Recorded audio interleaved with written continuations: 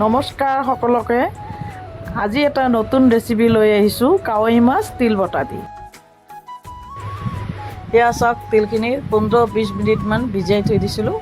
এতিয়া মিক্সিত লৈছোঁ। আদা, নহৰু, কেঁচা জলকীয়া, পিঁয়াজ এইখিনি মই বটি দিম। বটা হৈ গ'ল। এয়া ধুই থোৱা মাছখিনিত মই নিমখ, হালধি সানি ল'ম। সেইপিনে কেৰাহী বহাই দিছোঁ, তেল দিছোঁ, মাছ দি দিছোঁ। মাছটো ভাজা হ'ব।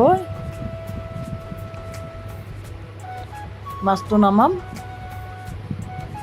হৈ গ'ল মাছ ভাজি। এতিয়া আকৌ তেল দিম।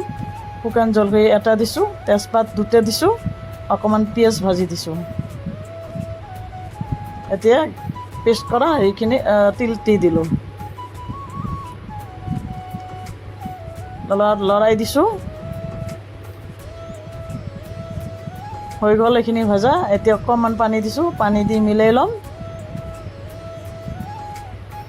অকণমান হালধি দিছোঁ।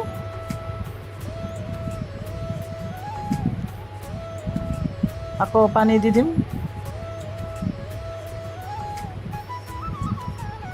ঠাণ্ডা পানী নহয়, গৰম পানী দি দিব।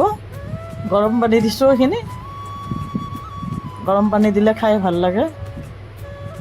নিমখ দিলোঁ, উতল আহি গ'ল।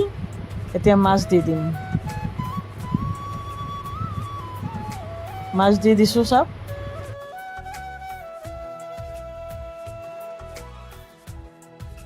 মাছটো এইখিনিত আমি ঢাকি দিম। চাওক কি ধুনীয়া কালাৰ এটা আহি গৈছে।